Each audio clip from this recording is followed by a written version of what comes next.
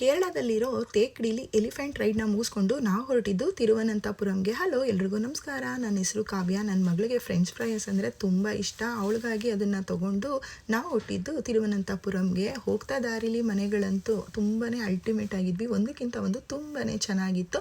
ಹಾಗೆ ಜಾಗನೂ ಕೂಡ ತುಂಬ ಗ್ರೀನರಿಯಾಗಿ ನೇಚರ್ನ ನೋಡೋದಕ್ಕೆ ಸಿಕ್ಕಾಬಟ್ಟೆ ಚೆನ್ನಾಗಿತ್ತು. ಇದನ್ನೆಲ್ಲ ನೋಡಿಕೊಂಡು ನಾವು ಹೊರಟಿದ್ವಿ. ದೇವ್ರ ದರ್ಶನ ಮಾಡೋಣ ಅನಂತ ಪದ್ಮನಾಭದು ಅಂತ ಹೇಳಿ ಬಂದ್ವಿ. ಆಲ್ರೆಡಿ ನೈಟ್ ಆಗಿಬಿಟ್ಟಿತ್ತು. ನಮಗೆ ಯಾವುದೋ ಒಂದು ರೂಮ್ ಸಿಕ್ತು, ಎಲ್ಲ ರೂಮು ಆಲ್ರೆಡಿ ಬುಕ್ ಆಗಿಬಿಟ್ಟಿತ್ತು.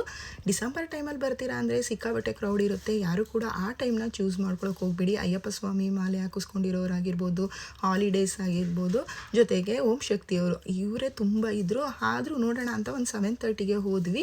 ಇಲ್ಲಿ ನೋಡ್ತಾ ಇರ್ಬೋದು ಫುಲ್ಲು ಕ್ರೌಡ್ ಇತ್ತು. ಬಟ್ ನಮಗೆ ಅಲ್ಲಿ ಒಬ್ರು ಹೇಳಿದ್ದು, ನೀವು ರಾತ್ರಿ 2:30 3 o'clockಗೆ ಫಸ್ಟ್ ದರ್ಶನ ಇರುತ್ತೆ, ಆ ದರ್ಶನನ ಪಡೆದ್ರೆ ಈಸಿಯಾಗಿ ನೋಡ್ಬೋದು. ಇನ್ನು ಎಲ್ಲ ಟೈಮು ತುಂಬಾ ಕ್ರೌಡ್ ಇರುತ್ತೆ ಅಂತ ಹೇಳಿದ್ರು. ಹಾಗಾಗಿ ನಾವು ಮಧ್ಯರಾತ್ರಿ 2:30ಗೆ ಹೋಗಿ ದೇವ್ರ ದರ್ಶನ ಮಾಡಿಕೊಂಡು ನಾವಿದ್ದಂಥ ರೂಮ್ನ ಚೆಕ್ಔಟ್ ಮಾಡಿ ಮತ್ತೊಂದು ರೂಮಿಗೆ ಬಂದ್ವಿ. ಈ ರೂಮ್ ಅಂತೂ ಸಿಕ್ಕಾಬಟ್ಟೆ ಚೆನ್ನಾಗಿತ್ತು.